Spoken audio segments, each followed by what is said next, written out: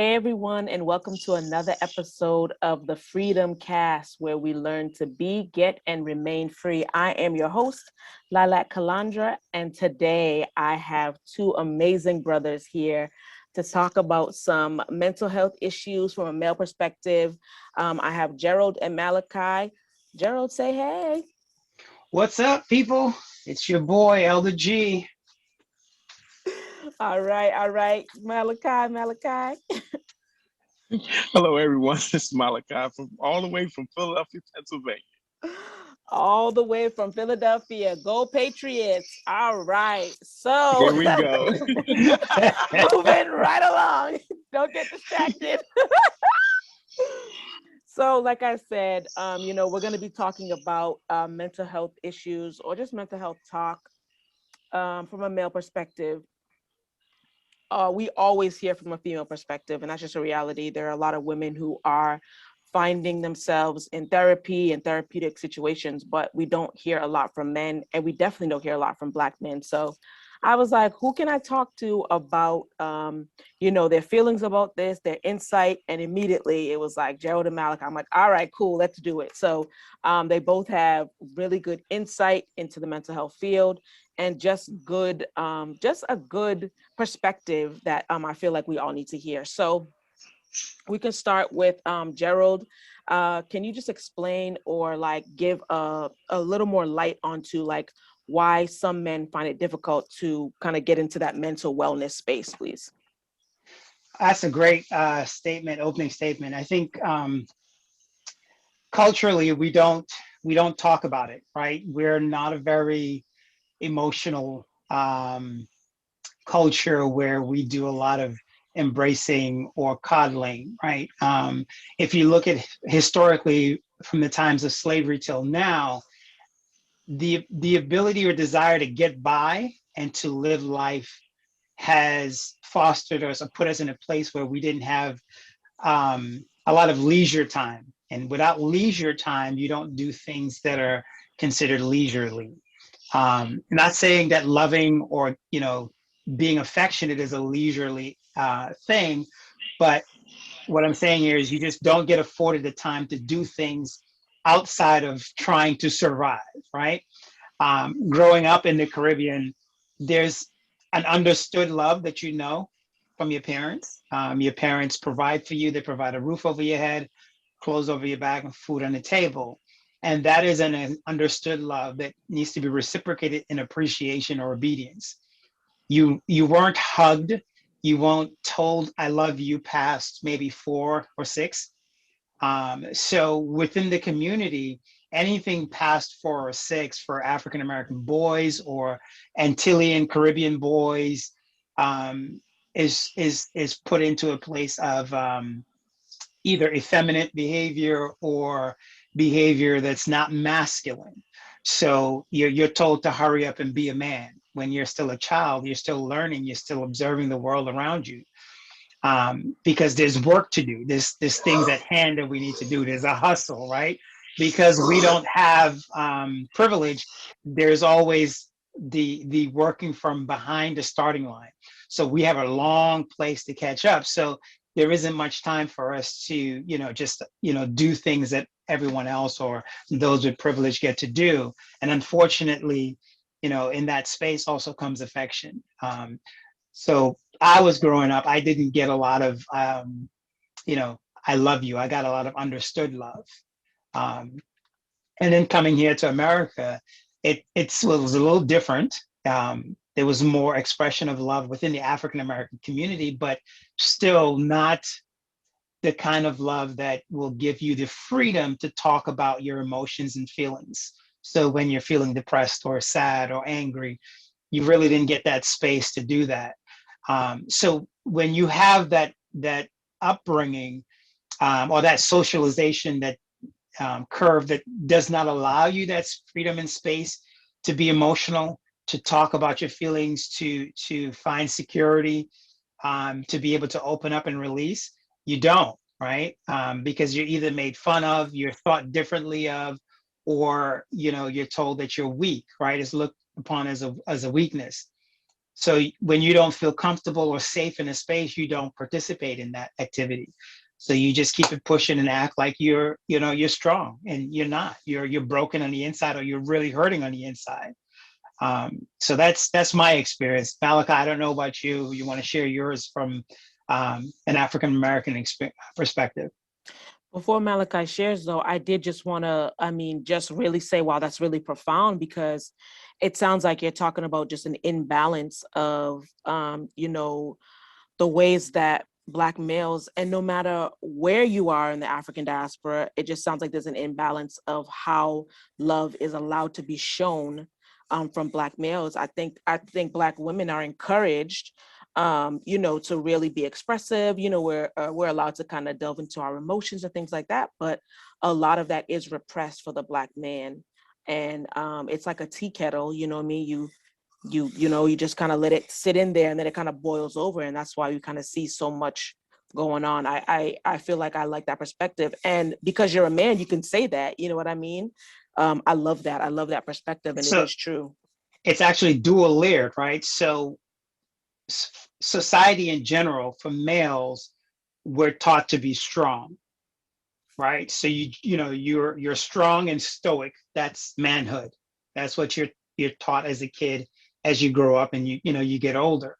But on top of that, we have race. So there's an intersectionality there, where it's not just the gender issue, there's also the race issue that compounds it for African Americans or Antillians, or anyone from the African diaspora, as a matter of fact, that doubles down on the lack or inability to share, or to be transparent, or to become vulnerable in that space. So instead of saying I need help here, or I'm struggling here, you pretend, you act like you're okay, and you're not, right? And then people don't realize you're not okay until you have a nervous breakdown, or until that time where you can't function anymore, right? Whether that is a manic state, whether it's a depressed state, whether it's a state where you're escapism, you're just trying to escape from your own reality. It will manifest some way or somehow, Yeah, unfortunately. yeah, very true. And it's like you're taught to be strong without taught to be strong. Like, how you have to be taught to be strong to be strong. So it's an expectation that's just not taught. Man, this is a reality. All right, Brother Mally, from the African American male perspective, born and raised in the States, like what does that look like for you in regard to, Black men's sometimes reluctance, for just seeking those mental wellness practices? Like Brother Gerald said, Elder Gerald said, men in general are taught to mask their feelings at a young age. And so as you continue to grow, that's what you continue to do. It's a perpetual thing. You're not encouraged to cry. You're not encouraged to share your thoughts or your feelings. The problem with that is because, say, a young male experience abuse, whether it be verbal or physical or sexual, he's not going to talk about it. Mm-hmm. So the long-term impact that it has can impact future relationships, whether it be with their own children, whether it be with their girlfriend, spouse, friendships, even when you're dealing with people at the job. Those triggers, because they were never dealt with, can manifest itself later on down the line, which could be very detrimental to that individual as well as to those who they may encounter. Men do not, once they, because they're so-called encouraged to be a man, but what that means is that a man takes on the mindset that I'm a leader, that I'm the boss, okay? And because of that, he's built himself up to a certain level in life, depending upon how old he is, that when those situations that begin now, you have to deal with them, he becomes afraid to deal with those issues. This is part of mental health. Okay, and the reason why he won't be so encouraging to, in my opinion, now this is Malachi, I'm not I don't have a doctoral on it. Somebody can do a study on it if they wish. But one of the things that can happen is that they do not want to go and dig into who they are because they built themselves up on a different type of foundation. So now the Bible talks about, I'm not going to be all spiritual, but the Bible talks about looking at the foundation that you build yourself upon. You know, that so if you build your house on stone or something that's potentially not as stable, now when there come a time where you have to do it when the wind blows a certain way, or if you experience earthquake, meaning in our personal lives, if we experience what I call a life-changing event. Okay, and what Brother Gerald, what you were talking about, what men do oftentimes, they will find a pacifier. A pacifier can mean that they either throw themselves into their jobs, they can throw themselves into drinking, alcohol, drugs, whatever the device may be. That's how they handle their mental health issues, as they would say. Yeah, and then I feel like sometimes we encourage men to find that pacifier, right? Like we really promote, sometimes just living any way you want, or like, excessive drinking, drugs, having a side chick, or just being with multiple women, you know what I mean? So it's like, okay, we're just pushing this whole agenda. And the problems are still there though, because with the pacifier, okay, like, all right, the baby's satisfied for a moment, but like they want something else. They, Yeah. they want nourishment, they want to be held, they want to be hugged, they want to be, like brought close, to someone. So once that pacifier, is no longer working, then it's like, okay, you have to do something deeper. So I mean, yeah. So But the concern that comes with that is this, that now once they're confronted with that situation, now there's a fear that comes into play because it's the fear of the unknown. mhm. Okay. And Brother Gerald, you might be more willing to talk about it in reference to that. But my thing is that the fear of the unknown is who am I really, and who am I going to be? Yeah. That's where the fear of unknown comes into play. And some men do not want to do that work. Let's just be No, honest. definitely. That's what the pacifier is for. Go ahead, Brother Gerald. So let me say two things. One, real quick on pacifiers. There's a pacifier we don't talk about. And in men's ministry, it's hard to get men to talk about it, but men use pornography as a major pacifier, right?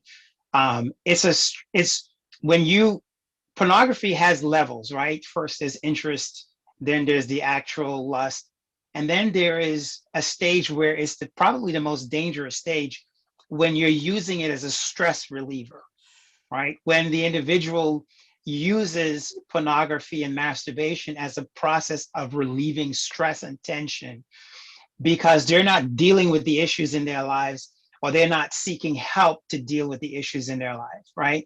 And that's a very, very, very dangerous place for man to go in. And when he gets there, it's hard work to get them to come out of that space, because they're so used to releasing stress in that manner that to get them to move from that space, it's an uphill battle. I've had to work with a few men in that area, and it's never easy.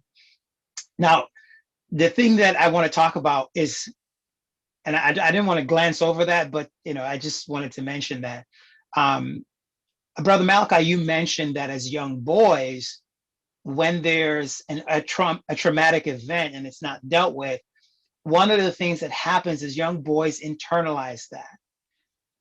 And as they get older, it starts to manifest itself as identity issues, right? Now, I'm trying to give you a short story We about got time. about how that worked out from my life, right? So I've got many stories, but I'm going to give you one from a recent time, how for me mental health was a awakening point for me. So I think it was 2019, I took an Africana studies class, and I was introduced to an author by the name of Frantz Fanon.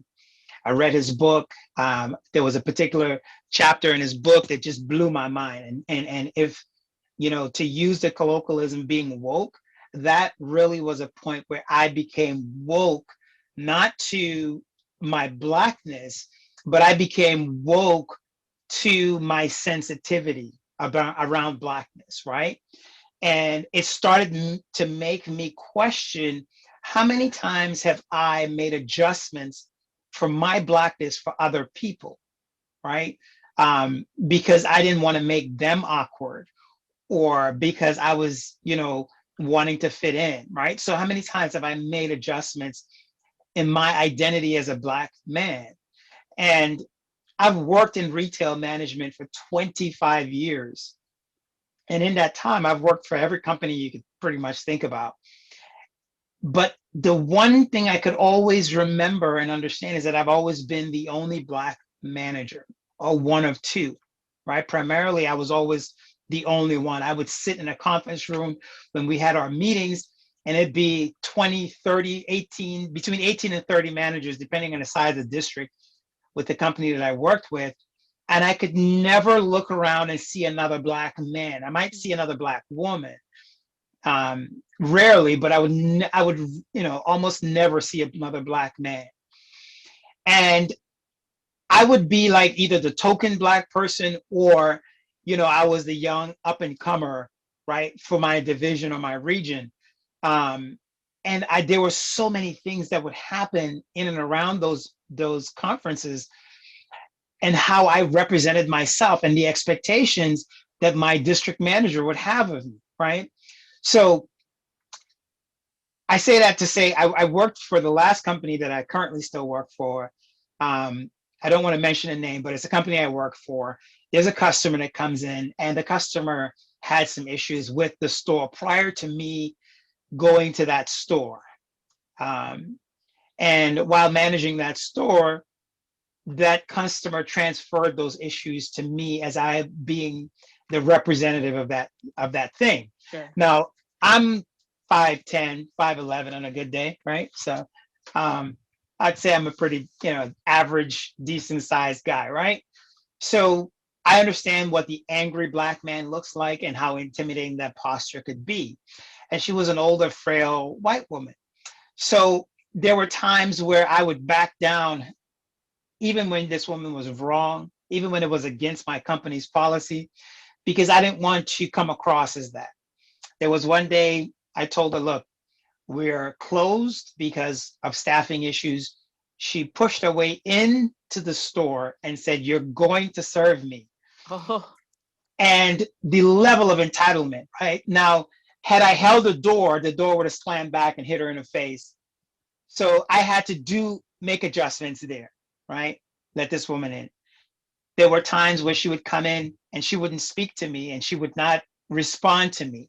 So I started removing myself off the sales floor so that I'm not causing a conflict. So from the time I read the book, and then what I was writing and materials that I was writing, and then some other things that I was teaching, it created this huge conflict within myself. So I started questioning, who am I as a Black man in this country, right? How much sacrifices do I make, right? And I started having some major conflicts, to the point where I said, look, I remember when my company had an issue and there was some diversity training. And as a manager, I covered my employees who wore hijabs, and customers came in and made some obscenities regarding their Muslim ethnicity. And I said, look, I'm not going to have that in here. If you're going to be a customer, you got to, respect my employees. If you don't, I'm going to ask you to leave, or I'm going to call the cops. And I backed all my customers, African-American customers, Asian customers, gay customers who were bashed again. I had it all. But when it was my turn, I would say to myself, it's okay. It's okay. I'm going to back down. Why was it okay? And it created this huge conflict, to the point where I said, look, I went to the district manager. I said, look, I think you guys need to deal with this customer.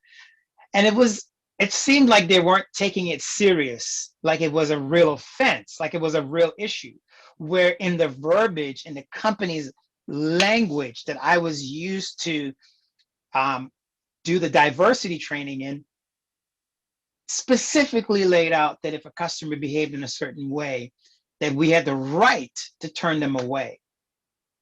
But this customer wasn't being turned away. So I said, look, at one point I got to the point, I said, look, I'm having issues and it's causing me to have a nervous breakdown at work. I'm going to take a leave of absence. I took a leave of absence, and it wasn't until I took the leave of absence that they took it serious.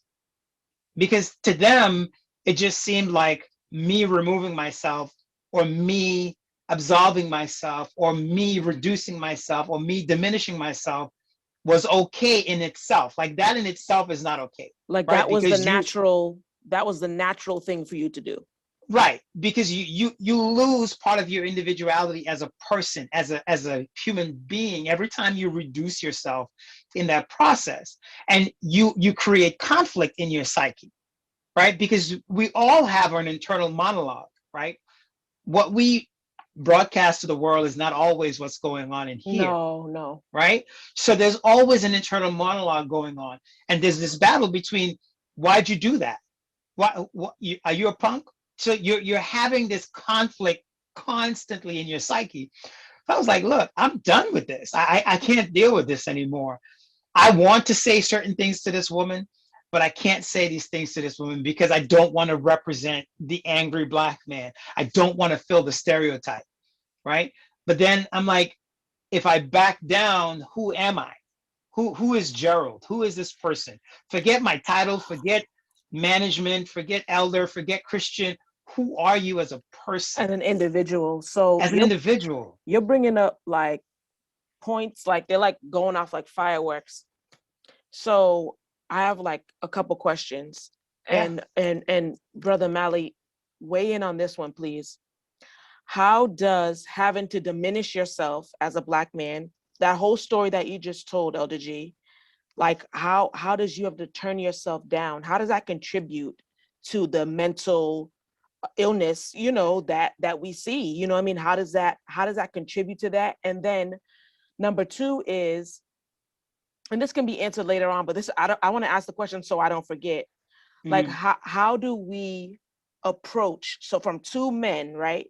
How do we approach someone that we know? So let's say a Black male, but it also could be for any male.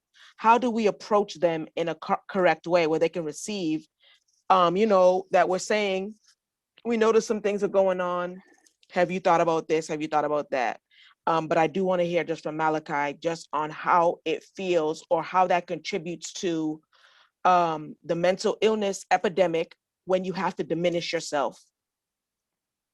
Imbalance. Now, some of the things that I said another night on another Zoom call was that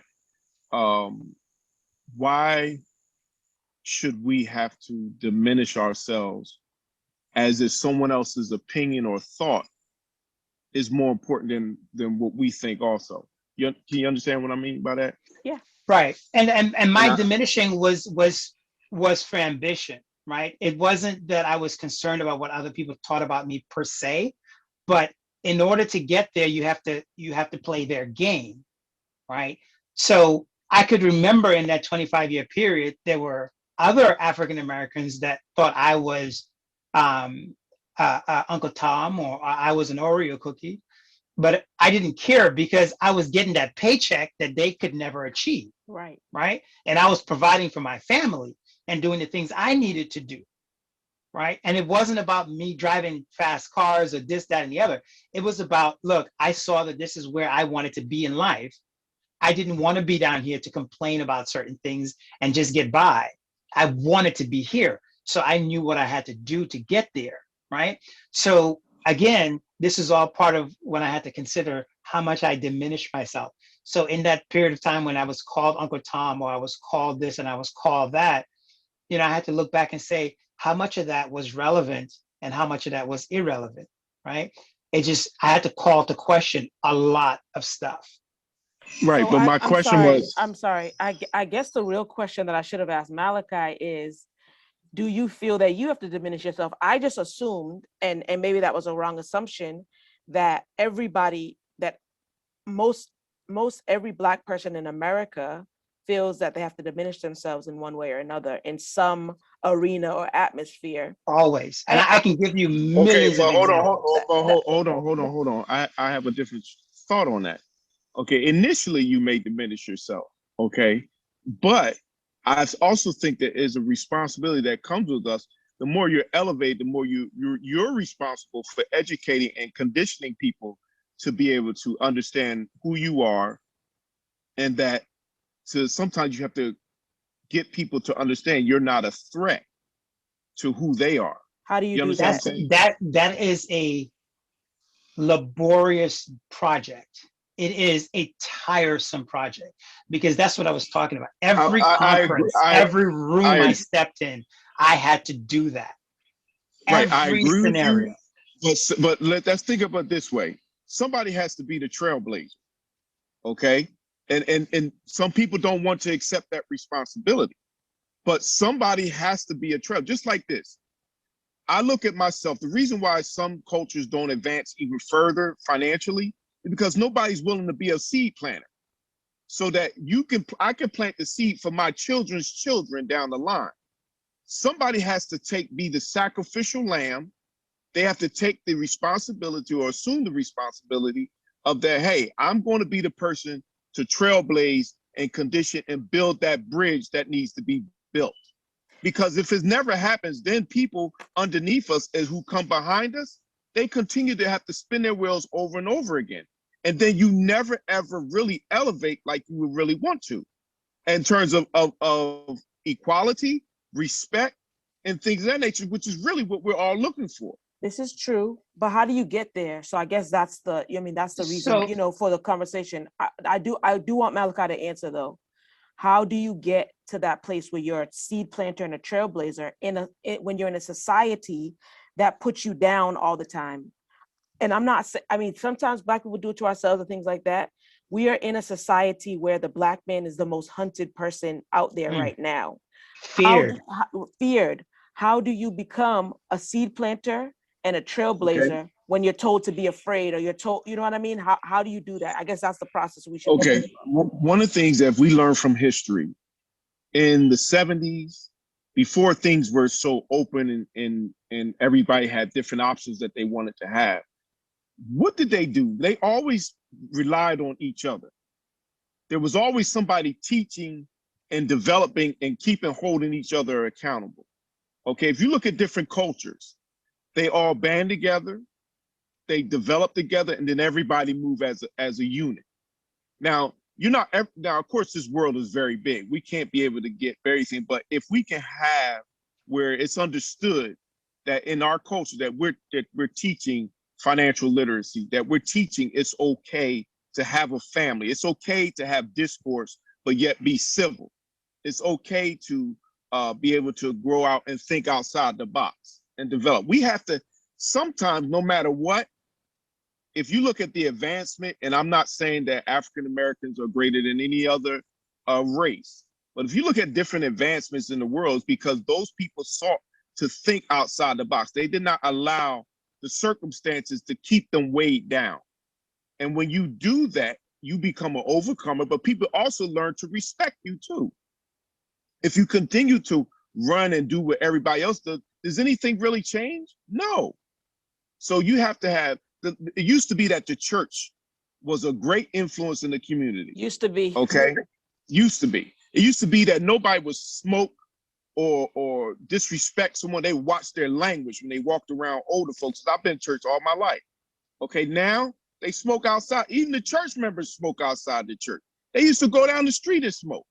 Okay, so there's a diminishing of who we are.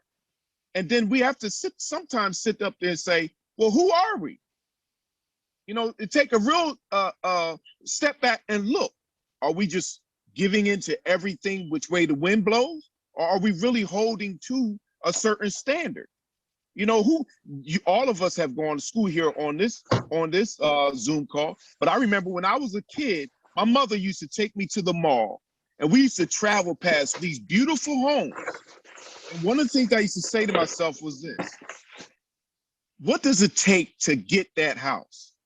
What does it take to what is it going to, how much do I have to make in order to be able to subsidize or take care of myself in order to have those things? That was my thought when I was a teenager. Okay. That's thinking outside the box from when I was a child. Why? Because I said, if they can have it, I can have it too. So you knew that early. Yes, I had to think that way. You know what I mean? I wasn't being succumbed to the streets. I came up when people was fighting and selling drugs and things of that nature. But you have to have a mindset that you are just as good as anybody else, and you have to be willing to put in the work to do it. Most people are not willing to put in the work. I'm sorry. You're preaching the word, and I think that's where it starts. You know what I mean? So it sounds like you're talking about a deep introspection.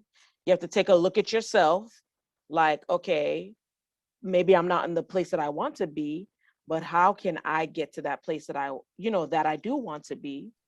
And then it's taking that responsibility, like, what is my part? Now, I will say too that my church had a great influence because I had a bunch of people. My Aunt Barbara Moses, and I didn't mean to put a name out there, but she was a Hey, great Barbara. influence on me. Okay, I had people, my Aunt Yvonne, Brendan McHarris, my pastor, Pastor John Colger. These are people who have went on, and once again, when I said established a standard, that was before. So everybody in the church, you at least could see what was the standard ahead of you. And each parent, no matter who you are, wants your child to aspire to be greater than you. Okay. And so, but somebody has to at least set the standard so there is an expectation of where you should be going. That also that's just me, different levels. Somebody had to set the standard. Brother Gerald, whether you realize it or not, you're setting a standard. When I see you come on the Zoom and you do things and you start talking about mental health and the things that you do, man, I talk about that all the time. Sister Stephanie, you're an inspiration because I watch you on the seat. You understand what I'm saying? You're setting a standard. There's an expectation, even from a spiritual perspective, of a standard that was once there, that's lost, but now is trying to come back. So no, I'm not a person that's going to say, you be who you are, but yet you still recognize that you're carrying a mantle that is supposed to be achieved for the next generation. Okay, because how you act is how people may perceive how when people go interact with other people. They may say to themselves, do I give them a chance because of the way you act?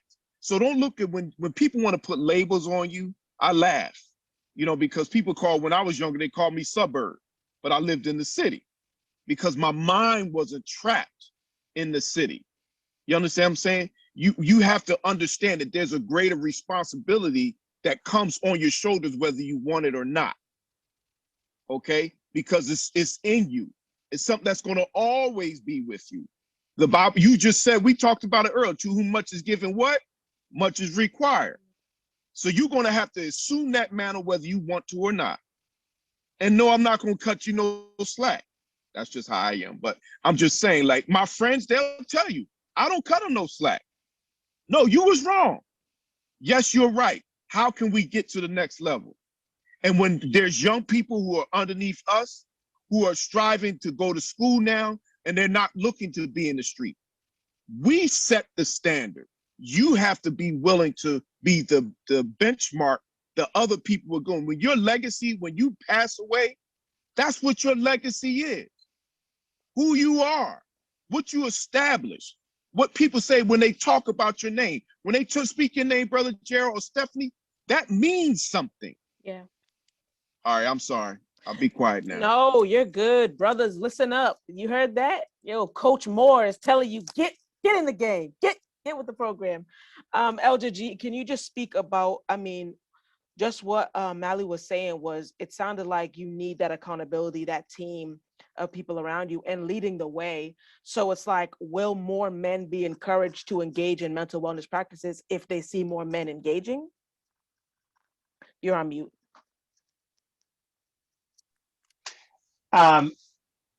My approach to leadership has always been a bottom-up perspective. And when I say bottom-up perspective, I'm never higher than the people I work for or work with. right? So I don't ask anybody to do something that I haven't done or am not willing to do or can do. And it's that level of transparency that helps me earn people's trust. And I think it's the same thing when it comes to how do we engage men, right? So if you're a pastor, if you're a minister, one of the issues that we have within the church is that the way that salvation is preached is that I've already attained it. Now it's your turn. Let me tell you what to do. Right. Right.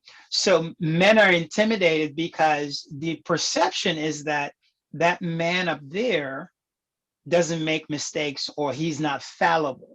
Right. So he doesn't have secrets in his closet. He doesn't have skeletons in his closet. He doesn't have trauma in his life. He don't fight with his wife. He don't have mental health issues. You know, he's not bad with money, right?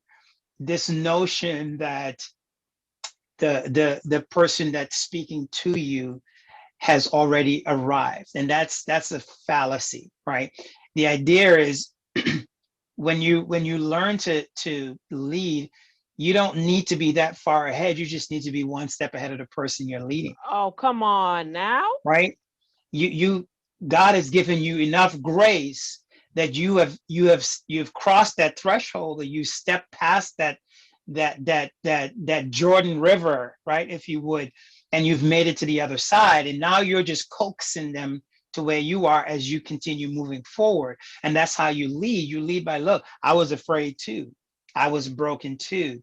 And when they see that you're real, and that you're not fake, or that you're not beyond reproach, then they say, look, well, he understands me, or he understands my struggle. And that's how I approach ministry in general, right? Whether it's men's ministry, singles ministry, trauma, whatever I do in any ministry, that's how I go about it. I don't try to act like I've never struggled with this thing or this issue before. I talk literally from a perspective of experience, right? So from a mental health issue, I'm not speaking from a place of being, committed. I was never on any kind of medication. I wasn't Sure. committed, but I can tell you the struggle that I dealt with daily in my head, right? Things that, made you think about imposter syndrome. Like, really, should I be here? Have all the work that I've done, was it for really what it was, or was it because I'm Black that I'm here, right? Did I really accomplish all these things, or, break all these milestones and records, or do these things? And kind of talking to us what Malachi was talking about earlier, you're sometimes in a place by yourself. It's a lonely place in leadership sometimes. When you're that trailblazer, you look around, there's no camaraderie because you're by yourself. Yeah, You're and it the gets only one lonely. there. It gets very lonely, right? And then you can lose yourself in that space. I was having a conversation with someone the other day, as a matter of fact, yesterday, and we were talking about Medco kids. Sure. And parents were given a great opportunity to send their kids to Medco, bus them to Medco.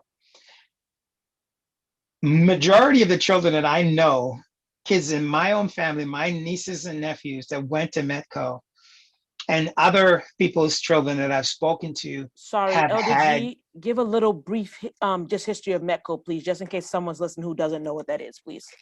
Medco is if you think of busing that was done in the 70s, it's a modern version of busing 2.0, where they took children from the inner city and took them to predominantly white large high schools that had a ton of resources, a ton of opportunities, where you could have 2 or 3 teachers per class, and class sizes were about in the 20s and not 40s like inner city schools that didn't have funding, didn't have teachers, didn't have this, didn't have that, right?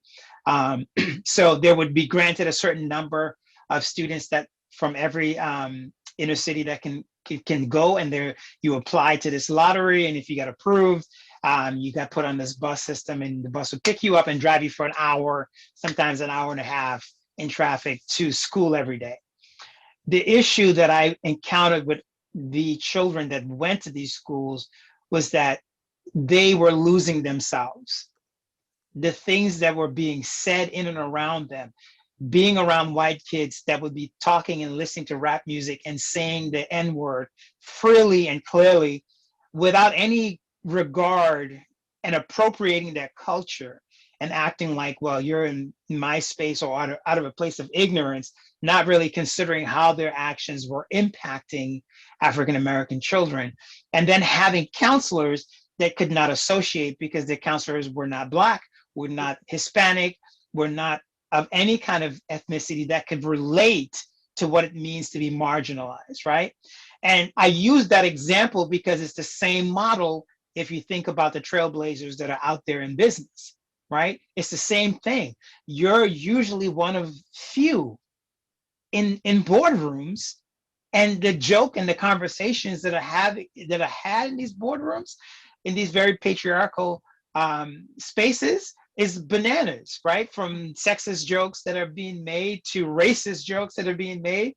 And it depends. I mean, today it's a little different, but 20 years ago, that was the norm, right? So I've been doing this for 25 years, and some of the stuff I've heard and seen, like, yo, let me tell you this joke, da da da, and I'm like, in my mind, I want to punch you in your face because that was a really insensitive joke. But because if I act on my feelings or act on how I feel about it or call you out on it, it's going to have repercussions on my career. I have to take that and internalize it, because I can't even go to HR. If I go to HR, it's going to come right back to the person, right? Because it's a good old boys club, and they're going to get right back to them. So that example of Medco kids, you have it happening to children, young adults who have no way of processing that, right? They don't have the tools. And then you have it happen to adults who also sometimes don't have the tools. So the way we have to approach these individuals is to be completely transparent, right? Be available to them to say, look, I've struggled with some of those issues or an issue similar to that, so that they can understand and trust you. And then they will start opening that space and start confiding and say, well, how did you overcome imposter syndrome? Or how did you overcome being the only one? Or how did you overcome this? Or how did you overcome that?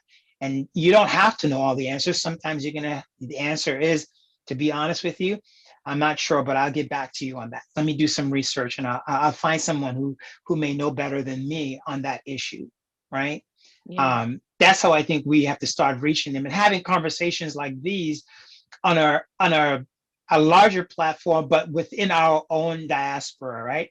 So more and more we keep this conversation alive, and we keep talking about it and taking the shame that's associated with mental health issues, right? Because for a long time, the only mental health we thought about was the mental health of people that were locked up, right? In Like in a jail. institutions, Yeah. right? Or in Mm-hmm. institutions, Mm-hmm. right? What was done to people in the 1920s up until the 1950s in this country was insane. The shock therapy, Oh, all that. absolutely insane. They would lock people up and test and experiment on people. Families who were ashamed of having a mentally retarded child would take them and spend thousands of dollars and just write that person off of the family, right? The whole community has forgotten about that child. Yeah, they would exile them. I mean, I think that's the biggest thing. I think it's a couple of things. It's like shame, fear of, not looking tough or strong, you know what I mean? Especially for Black men. You have a persona, you have a certain way that you want people to see you. So if we're admitting to having some type of mental, illness issue, then it's like, how does that make me look? I do like what you were talking about with transparency. Malachi, I see your hand raised. You're going to say what, your response, but can you just really talk about the importance of being transparent and honest when approaching this topic? Because it is so sensitive and it is a taboo everywhere, but especially in the Black diaspora. Yes, I would agree, brother Gerald. When you speak about being fully transparent, But transparent means that you have the opportunity to speak to them. You know, I mean, one of the things that, and I am very, very so grateful for my church was that the Lord had allowed me to be able to put together a men's retreat. And in the retreat, the Lord had put on my heart about discussing different topics. One first things first, there was an agreement that confidentiality. You know, men do not want to be disrespected, especially when you're talking about something so personal. They don't want to feel violated either, meaning that someone runs off with that information, because they can disclose and talk about anything. Sure. What you were discussing, Brother Gerald, is don't be so heavily minded that you know earthly good, you know. And so that's where the transparency come in. Hey, I experienced thus and so, and this is how it impacted me. An example being for a person who was abused as a child. They don't recognize that, and I'm used myself because I was physically and verbally abused when I was a child. But as I was growing up, I repelled people, you know, because I was angry. Wow. And I didn't know how to deal with that, you know. It took me until a sweet little lady named Deaconess Buckley, I'm gonna say her name was Buckley. She used to say to me in a small, still voice. She was smaller than anything I could ever possibly imagine, but she was very sweet. But her demeanor, she would come to me and say, "Malachi, you got to forgive him." And in my mind's eye, I would hear other pastors say, "You know, God says you got to forgive." I was at a conference. I said, "Why? They just get away with murder," you know. And he couldn't answer my question, but God had to teach me why it was so important to forgive. And then after that, after I truly forgave, my whole demeanor changed. Yeah. I wasn't repellent. I wasn't a repellent. You know what I mean? Because when you're repellent, don't nobody want to be around you. You know, you couldn't, no matter what you have to say, it does not matter. You know, because nobody's even available to hear what you have to say. So as I got older, you know, now I'm more jovial. You know what I mean? People who knew me when I was a child, they don't know me as an adult. You know what I mean? So you leave a very strong impression, you know. So I had to learn who I wanted to be. Yeah. You know, because when you're a child, all you're trying to do is defend yourself, protect yourself. You know, as a child, your mindset, oh, I don't want to experience abuse. I have to protect my sisters and thinking that my mother. You know, that was my mindset. You know, when my sisters would egg me on, I'd be like, Malachi, you be the one, to handle this. So when it came time to handle it, I handled it, but I was a child. And that's where your mindset, and then you become distrustful of people, adults, and things of that nature. Yeah, big So time. I say that to say that as you continue to grow, if it's not dealt with, it gets submerged. It just so happened that God allowed me to be able to deal with those things. Now there might be some remnants where I'm more, even though I'm very patient, I'm still not going to allow people to run all over. You know what I mean? I can see the difference from when I was a child to now. You know, so but the thing is that the forum was there so that now if I'm talking about something, Brother Gerald, you might identify with what I'm talking about, and they say, you know what? Let's get together and talk. We used to have a meeting after the meeting. We called it. We couldn't wait to get through the regular men's meeting so we can have the meeting after the meeting. Okay, because the meeting after the meeting was all the fellas who was willing to come out of their shell and really to put it on a line because they sought to get better. Yeah. Okay. And every last one of those men who sought to get better are dynamite men to this day. Because they put in the work. One Yes, question I want to throw out there, Stephanie. And it was some work I had to do on myself when it came not just to my identity. So just to kind of give some more context, my issue had to do with identity, culture, who I wanted to be, purpose. my calling. So there was a lot of things going on at once with Gerald at that point in my life. And I was at a vortex and a fork in the road where I had to choose a path, right? Um, Coming out of that, one thing I shed was this desire to save face. Mm. I had to shed that. Mm. And I mean, from a human level, from a male perspective, and from a man of God perspective, right? Men would rather be given the idea or notion to have sexual prowess than to be emotionally intimate, Sure. right? Like, no, I'm not getting in my feelings, but I could bend her toes or curl her back. That's what I'm going to do. Yep, I can do that. They would rather that rumor be put out there about them than for someone to say, oh, he's a real sensitive guy. He's a very nice guy. That's not what we want, right? Is We're that conditioned. societal? Yes, right. And it doesn't have anything to do with race either, right? We would rather these ideas and notions about ourselves be out there: masculinity, sexual prowess, athleticism, right? Being astute, smart, um, uh, uh, um, business acumen. We want all these things to be associated with us: entrepreneur, success. But to have any negative thing that is associated with you, oh no, we can't do that, right? We want to hide that.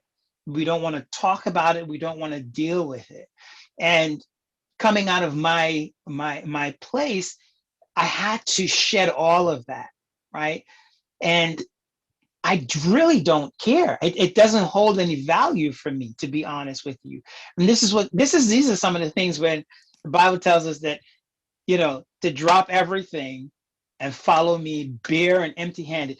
Drop that facade, drop the ego, Yeah. drop the masculinity, drop all of that stuff, right? It's not just your bags. You don't have to carry your bag. Drop all of it, Drop everything. because Yeah. it's all a burden. It all holds you back.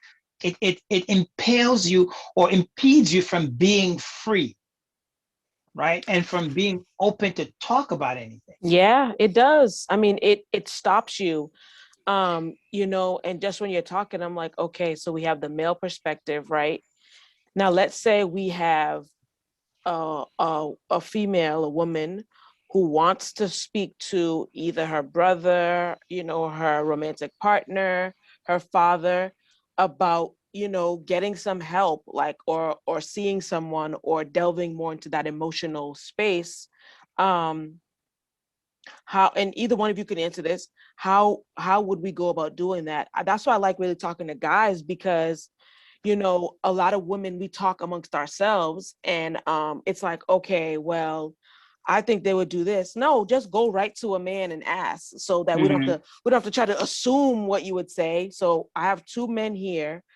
Like, if someone, from who's a female, a woman, wants to know think how that to help out, someone in their life, well, like, what would that process look like? Because you both spoke about transparency and honesty, and not trying to force someone to do anything. Like, what exactly would that process look like, Malachi?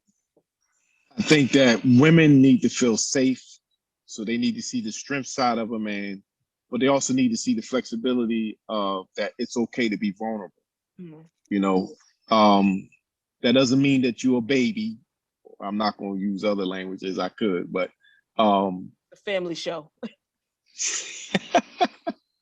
not that I use it, but I'm just saying, people will use those words. Um, but a man has to know without a shadow of doubt that it's okay to do so. Sure. You know, he has to understand, and the woman must understand too. I think personally, I think that the more we talk and the more we come together Sure. and we have dialogue, uh, what a real man is will evolve. I don't think it's just one thing. Yes, you still have to be a leader. Yes, you still have to be knowledgeable. So there's homework that you have to do in order to get to those positions. Because when you look in the Old Testament, there was an expectation that a man was knowledgeable. The wife would go to her husband and ask certain questions. Not that she wasn't knowledgeable herself. I don't want to demean anybody, but there was an expectation that he did the work. What I see is that a lot of people aren't doing the work. And then when you transpose it down to the mental health aspect of it, men become fearful of doing the work. Why? Sure. Because they never had to do the work, Sure. you know, or never was required to, or when they were required, they were lazy. You know, I don't cut nobody no slack. I'm sorry. Hey, You know, I'm you with know, it. you know Hold what I their mean? feet to the I'm one of, fire. exactly. You know, there's some things when you experience what I call life-changing events, then, this other thing I wanted to say before I forget, Brother Gerald. There has to be a way where we have mentors. They are so important in not only the church, but also in the community. Mhm. Like all this knowledge that we have or have acquired over time, it's imperative that we give back Right. to the You younger pass it men from down. underneath us, right? And so what will happen is not only are we going to talk to them about being in the boardroom, about what it takes to go and achieve a certain level, because I learned that from my aunts. Also had my pastor John Colger, my buddy Daryl Cofield. He was like a mentor to me. These men were like mentors to me. Another man when I was in high school, Mr. Marvin Mosley, he's passed away now, but he was a great mentor to me in terms of keeping me balanced as a young man. You know, a mind, as they say, is a terrible thing to waste. Yes. But if you don't do anything with it, it's a waste also. Mhm. So whether even if you have to go and spend time with the person, sometimes you can't come at a person directly. Just like a counselor, you can't. The person who needs the help is not going to come out and tell you right away what their real problem is. You have to kind of Sometimes dig for it. or you have to be patient and allow it to come to you. So, and listen, so that when they can feel inviting enough to want to tell you. One of the main guys that he used to give me a ride home from church. His name was Deacon Jackson. Love him dearly. Deacon Jackson would just sit there in the car and he wouldn't say nothing. He would say stuff to me, but it was thought provoking. Mm-hmm. Okay, he would dig in that manner. He would make you talk without really going at you directly. And this is what I mean by it takes. We're going to have to teach that if we have to men on our level, so that they can pass it on. To me, everybody has something they can pass on to the next generation. Yeah. The Bible talks about how the old shall teach the young. Okay, why? Because they have knowledge and wisdom, knowledge, and understanding, not only of the word, but also in life in general.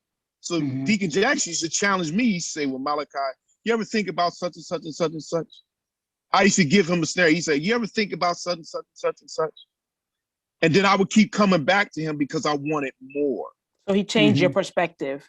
He would change my perspective. The Bible says you change by the renewing of your mind. So Sure. we have to plant seeds in these young people, but we have to get ourselves to the point where when we're ready and when we're done with our education, I'm gonna be funny here, Come on now. education, but we pass it on to the next generation.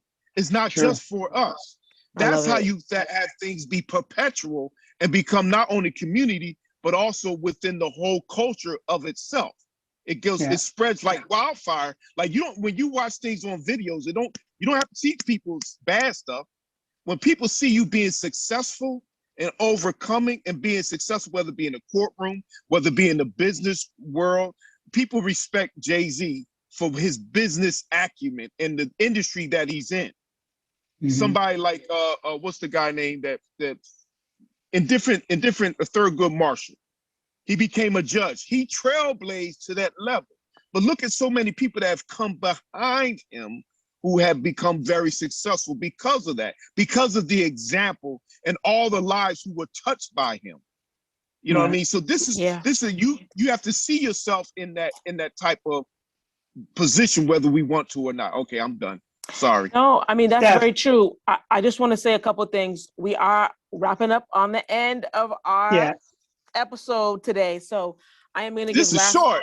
I know it was not, but we bucking up on an hour and some change. But anywho, what I was gonna say is I do want to hear final comments, and then I do ask that every guest gives an affirmation. So this time, you guys are Black men, so you'll give an affirmation to Black men. I mean, other people can benefit from it, but this one is specifically dedicated to encouraging our Black men to really seek out the mental wellness practices to save their lives. You know what I mean? So, Elder G, I do want to hear your final thoughts. And then Yeah. we're going to, just to hear from Malachi about just an affirmation to encourage men. You guys have been saying affirmations the whole time, but about honesty, transparency, all that, which is amazing. But just that specific time, just to give an affirmation of just encouragement to really spark the fire to help our Black men really get healthy. What were you going to say, Elder G? I want to circle back to your question real quick on how do women approach men with mental health issues, right?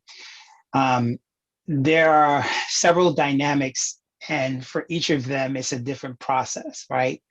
If you're a female in a relationship with someone, and from what many of us consider mental health, we only look at one aspect. We don't look at the full spectrum. So narcissism is a mental health issue. Sure. Bipolarism is a mental health issue. Sure. PTSD is a mental health issue. Any form of condition that takes you from 0 to 60 is a mental health condition, right? Anger management, these are all mental health conditions, but we don't necessarily think of them that way. We think of them as personality traits. And we need to roll that back as a culture and put it in the right place where it needs to be, right? So if you're a female and you're in a relationship with someone that has any of those things that I mentioned, your job is very difficult, and it's an uphill battle to bring that conversation to the forefront. And the reason that is because of the context of your relationship. Your relationship will make that conversation antagonistic, or it will make that conversation a top-down conversation where someone is healthy and the other one is not, or someone is above and the other one isn't, right? So perfection versus imperfection, subordination versus insubordination. So there's always going to be an issue there. So it's not recommended, if you're a female and you're in a relationship with a narcissist, for you to be the one bringing that conversation to that individual. Right. It's going to come across as nagging, it's going to come across as controlling, and it will backfire. So my suggestion to a woman in that situation is to find someone that person has in high esteem, has in regard, or respects, right? That can cut straight through their nonsense, or their opinion of them weighs more than them saying, or they just coming at me, right? Right. So that's the way you would approach that. If you go head to head with the person, they're going to buck, because your relationship provides that space to do that, and it's not going to be healthy, and it's just going to be this battle back and forth, and it may make things worse and make them even more reclusive than to open up within the relationship. If it's a parent and it's a mother with a son, sometimes that approach works as well, where you find another male, as Brother Malachi was mentioning, a role model or some sort of authority, male authority figure that person respects, the young individual respects, or young man in respects. Or, and also in the way he mentioned it, where there was this little sweet Mima that was able to talk him off that ledge every time, right? So if they have that soft touch, they can do that and reach to that person and kind of draw them back in and bring that conversation there in a way that will not be considered as combative or some form of, the individual brings up some form of self-defense mechanism, right? If you're in leadership, those are tough. Those are another tough situations for women to deal with men, or with male individuals that are struggling in that area. Sometimes bringing academia into it. So research articles or some sort of information from a documentary or something, introducing it in that way can sometimes be non-threatening to the individual that they may be willing to receive. And then also finding ways for other licensed individuals to reach out to that person, right? Without that understanding or the person finding out that it was someone that they knew that kind of initiated this conversation, right? Man, like you just hit all those categories. I think it's so helpful to hear it from a male perspective because, like I said, we assume and we, are like, oh, this is what I think they should do, and we're just approaching it all wrong. And I feel like we have to open these lines of communication and hear from the other side. There's a lot of women driven, and I'm a woman, so I'm not like, oh, there's a lot of women driven efforts going on that don't Mhm. really incorporate the mind of a man, and we have to work together in order to heal together. So I Amen. think man, like people are going to be really blessed by that. You just hit all these different topics and hit all these different scenarios where it's like you can just piece from that and really help them out, because it is very hard to speak to someone about this issue if you don't do it in the right timing, if you don't have the Mhm. right approach, and you don't have the right relationship with that person. I mean, they're not even going to be able to receive it. So all your words and everything you say and all the documents and leaflets and everything you give to them is not even going to work, because they're like, Right. I've already rejected what you're saying to me. So I don't want to hear that. Yeah. I think that's really, really, really beneficial. Yeah. So Closing closing words thoughts. of affirmation. Please. So I would say for any man, regarding your mental health, it's the one thing you have. You could be broken in your body, right? Handicapped. But if you don't have the ability to think, you really can't do much, right? So you need to protect that at all costs if you can. Keep it from being fractured, keep it healthy. So, Stephanie, we were doing on the Seek last night, we were talking about pruning the vine, Sure. right? You've got to prune your mental health, right? You've got to seek out those areas that there are branches going in formations that are, you don't want, Yeah. and prune those. So there's work that you need to do as an individual on yourself. You know yourself better than anybody else. Don't Right. nobody got to come and tell you you angry all the time. You know you angry all the time, right? You walk around and you see people have adverse effect at how you walk in a room, right? Or nobody don't want to talk to you, so you know why you angry, right? You know you angry. So you are your best therapist or clinician to diagnose yourself in most cases. um, so be brave and willing to go down that awkward, dangerous, sometimes scary space where you start dealing with you, because then you have to see yourself for who you are, right? There's no more the facade and what you present to society. It's you looking at you, and you're going to call yourself on the BS, right? So you're going to be like, yeah, okay, really? You're talking to me. You're going to try to run that by me right now, Right. right? So it's not a comfortable place to go, because we don't want to face that fact. So for men, um, be willing to go down those uncomfortable places. Actually run into it, right? Run into those places, because they're not as scary as you think. I think the the the the notion of the place makes it scarier than it really is, right? Right. So the boogeyman is more of a boogeyman as a myth than he is actually as a boogeyman, right? So when you get there, like, that wasn't that bad, he wasn't that scary. Um, and as you do that, you'll start conquering and realizing that you're actually doing the pruning of those vines, that you're getting better, right? So you're healing and you're becoming a more of a whole person. Um, Again, always chase after purpose. If you don't know what it is, seek your identity in Christ. As you seek your identity in Christ, you will find purpose. Um, that's from a spiritual perspective.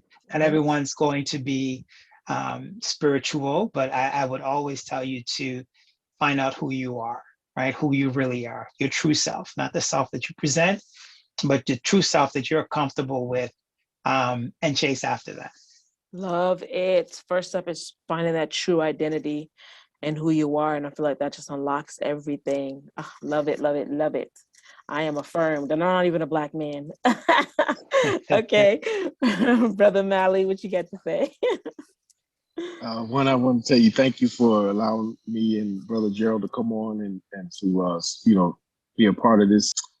I found it very helpful listening to my Brother Gerald. Words of affirmation. Let's just get right to it because I enjoy this part of it. The Bible says, if you desire friends, first you must present yourself friendly. Okay. There's a unspoken part that you have to do the work in order to get to the point where you can be friendly. Okay. The Bible also says that you're changed by the renewing of your mind. So those who, in terms of mental health, or those who are just stagnant in life in general, your life still goes on. But you must be willing to, just like when you're going to build a house, you want to make sure it's on solid, strong foundation. So there's going to have to be some work that has to be done before you can begin to build up who you are, whether it be mentally, if you have issues that stem from your childhood, issues that may have stemmed from previous relationships, whether it be something that happened with your parents or not, anything, no matter what those issues are, it's important that you deal with them, because you have to understand, or we must understand, that you're the only one that can live your life, and you have to determine, are you going to allow those issues to dictate who you are as you become more, as you mature in life? Okay, who you become is all up to you. The foundation that you build upon, if it's a solid foundation, will only branch out and do even further, like you were talking about pruning.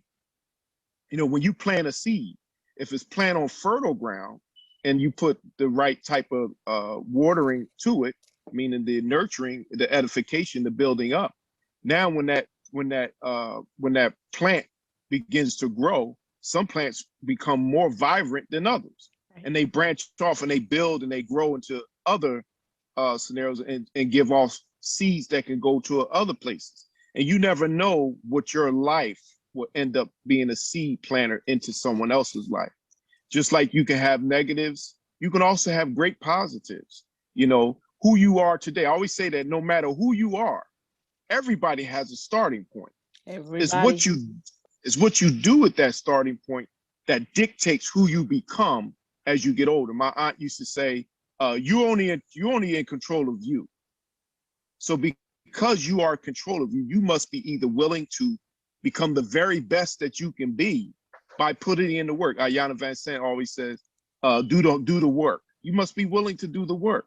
And you can't, the Bible says, if you say to yourself that, oh, I don't have any problems, oh, I'm fine, there's nothing wrong with me. The Bible says, if you say you have no sin, you deceive yourself, and the truth is not in you.